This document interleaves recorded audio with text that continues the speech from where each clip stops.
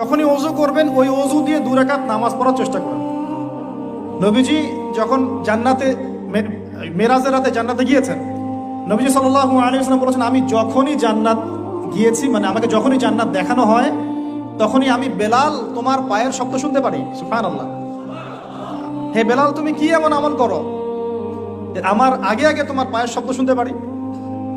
তো বেলাল রাদিয়াল্লাহু আনহু বলছেন, ইয়া রাসূলুল্লাহ, আমি তো আপনি যে আমল শিখিয়ে দিয়েছেন এগুলাই করি, এক্সট্রা তো কিছু করি না। শুধু একটা কাজ আমি করি। কি সেটা? তিনি বলছেন, আমি যখনই ওযু ছুটে যায় ওযু করি, মানে যখনই ইস্তেঞ্জা করি, ওযু ছুটে যায় ওযু করার চেষ্টা করি, ওই ওযু দিয়ে আমি 2 রাকাত তাহিয়াতুল ওযুর নামাজ পড়ি। নবীজি বলছেন, হয়তো এই কারণেই তোমার এই মর্তবা দেওয়া হয়েছে। জামাত যদি না পান একা পড়ে নেবেন, ঠিক আছে? যদি ঘুমিয়ে থাকেন ঘুম থেকে উঠে পড়বেন, ভুলে গেছেন যখন মনে হবে তখন পড়বেন। ওযু করার পানি নাই, কি করবেন? তায়াম্মুম করবেন। তায়াম্মুমেরও কিছু নাই, আপনার কোনো কাপড়ই নাই, সতর ঢাকার কোনো কাপড়ই নাই, কি করবেন? বসে বসে নামাজ পড়বেন ওই অবস্থাতেই।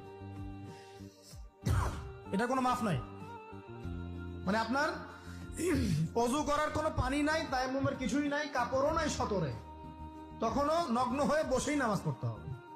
রাসূল সাল্লাল্লাহু আলাইহি ওয়াসাল্লাম ফজরের সালাতের পরে সালাম ফিরিয়ে তিনি পড়তেন, আল্লাহুম্মা ইন্নী আসআলুকা ইলমান নাফিআ ওয়া রিজকান তাইয়্যিবা ওয়া আমালান মুতাকাব্বালা। প্রত্যেকদিন ফজরের সালাতের পরেই বিষ্ণু ইসলাম এই দোয়াটা পড়তেন, আল্লাহ তোমার কাছে আমি উপকারী জ্ঞান চাই, আল্লাহ তোমার কাছে আমি পবিত্র রিজিক চাই, আল্লাহ তোমার কাছে আমি কবুলযোগ্য আমল চাই, আমার আমলগুলো যেন কবুল হয়। এই দোয়াটা করতেন।